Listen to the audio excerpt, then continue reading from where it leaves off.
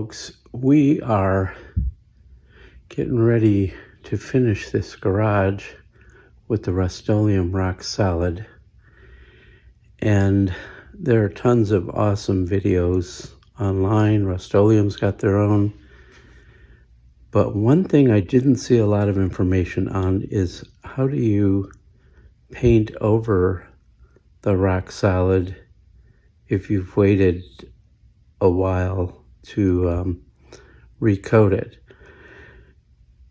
I did see one comment about you had 6 days or 7 days, something like that, to recoat it.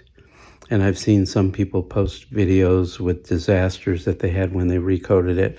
So I thought, well, let me just check with Rust-Oleum. And I contacted them, and they actually said you can coat it up to 30 days with another coat.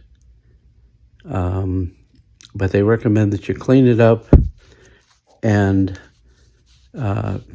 clean it with acetone. That probably breaks off the surface of the hardened paint to open up the pores so the new coat can stick to it.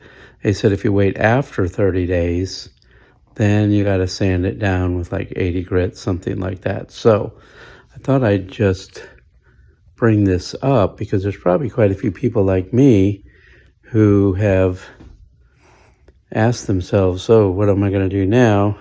Or they just went ahead and forged ahead and spent all that money on what is a pretty good product, and then ended up with bad results. So I'm going to see if I can find some of these spots to show you that I'm going to probably take and recoat. I'm going to show you the floor that I have left, just a little bit. I did a 2.5 car garage kit, and I have used this product before. I'm aware that you have to be cautious about how thick you put it on, but people have described problems with the paint going into the pores of the concrete, which makes sense, and it's probably going to be just as good, if not better, because you know it's in the pores, but you can see these blotchy spots. And I even considered that maybe I should have just used some kind of primer. I think there's a concrete primer that you can use under this, but I haven't done my full research on it. I know Rust-Oleum makes one, at least that's my understanding. Go over here, we got a lot of that. It looks kind of grayish and kind of mottled looking, kind of rough. And then here we got the nice, beautiful glossy. So, you know, and then here's another blotch right there. So my plan is to go back and, clean the garage out, get this done, and make it a once and for all project. There's a couple another spot. Yeah, that one looks really kind of dull, and it's, you know, again, it's probably filled in these pores. You can see the roller marks. This is in a part of the garage that I don't use that much anyway, but I still like to make it look nice when you walk through it. You want some uniformity.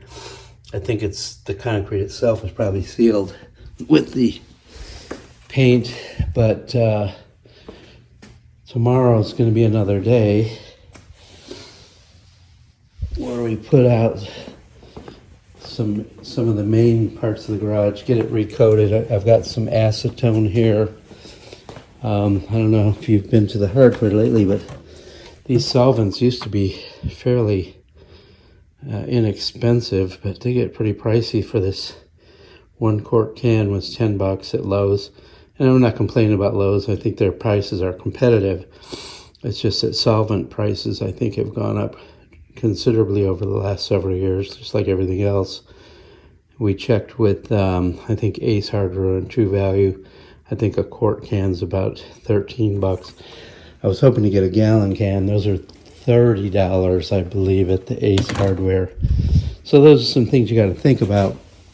And I don't know how well this is going to work with just a few cans. I may have to get some more, but you don't want to paint so you get that prep work done. As anyone that knows anything about painting, the prep work is very important. The other thing I bought was another bag of the chips for the gray. There's like blue, gray, white, and black, I think, in there.